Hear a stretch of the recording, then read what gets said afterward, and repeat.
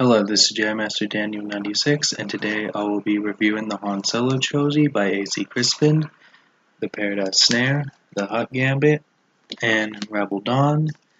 And what I think of these books, I'd say they're pretty good reads. They're worth your time, and if you're a Han Solo fan or a Star Wars fan in general, I'd say go pick up a copy of them, and I'd say they're worth your time to read and highly recommend it. And let's got that out of the way, and I will talk about like an overview of the books, because this trilogy is pretty much like there's time jumps pretty much with this book. Like this is like set like 10 years before A New Hope, about the timeline. This is like a few years after this book, so these are kind of close together, and this is like closer to the events of episode 4, A New Hope.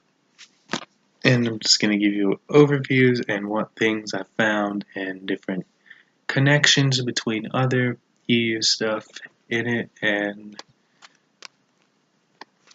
some fun facts. And here we go. Well, as we know, like in the first book, Han Solo wanted to join the Imperial Academy, and then he's an orphan, and he's raised by a bounty hunter named Garrus Shrike, which is kind of like his mentor, which I'm thinking what Woody Harrelson's character, Tobias Beckett, is going to be like in the Han Solo movies. So I do think there are pretty much going to be similarities in Solo, like pretty much like his EU backstory with him being an orphan and joining the Academy, which I feel like will come into play into Solo, like what happened in here. And in the first book, Chewbacca doesn't appear in this book.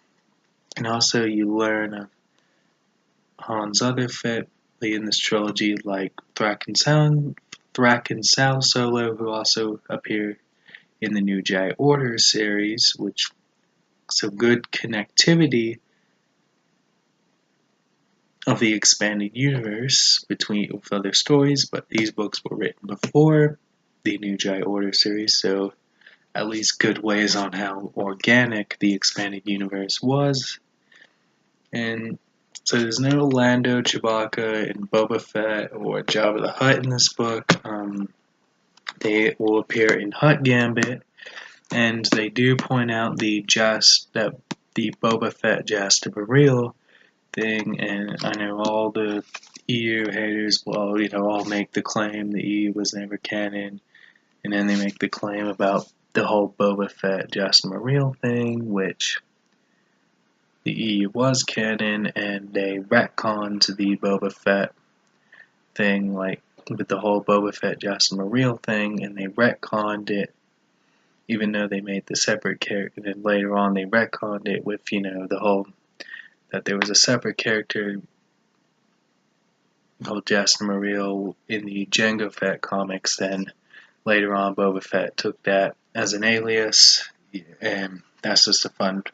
And then later on, they retconned with the Boba Fett Jasper Real thing that Boba Fett took Jasper Real as an alias, like how Obi-Wan took Ben when he was on in A New Hope. So that's just a fun fact on the Boba Fett Jasper Real retcon.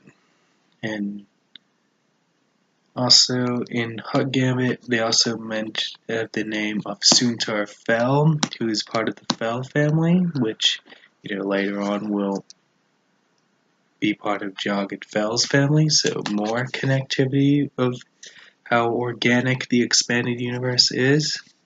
And in the second book, there's a mention of Prince Shizor from Shaz of the Empire, who's a member of the Black Sun, and he also appears in the third book. So more organic connectivity between the expanded universe.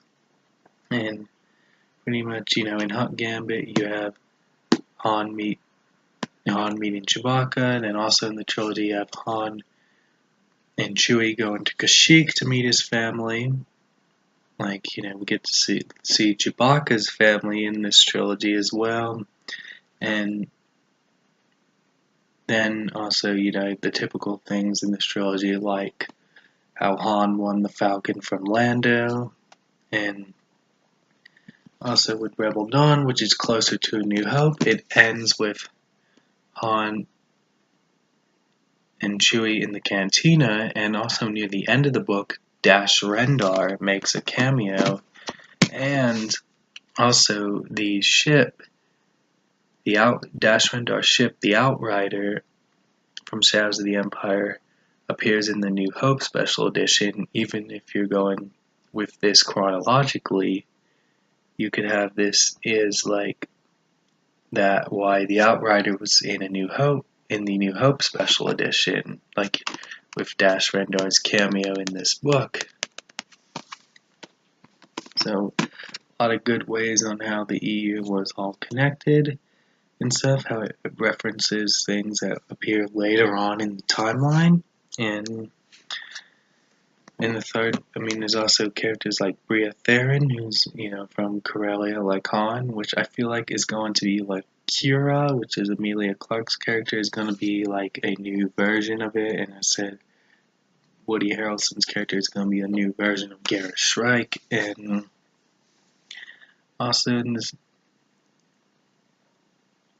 book, as I said, on what else was there? I said there's also, good connectivity with the, with other stories, and also in the third book, Bria Theron is also in the Rebel Alliance, and then we get to see Bail Organa in this book, and pretty much, which, Bail Organa was also mentioned in earlier EU books, so and these books were, written before the prequels came out. I think these books came around the same time the special edition, the 20th anniversary special editions came out, or maybe a bit after.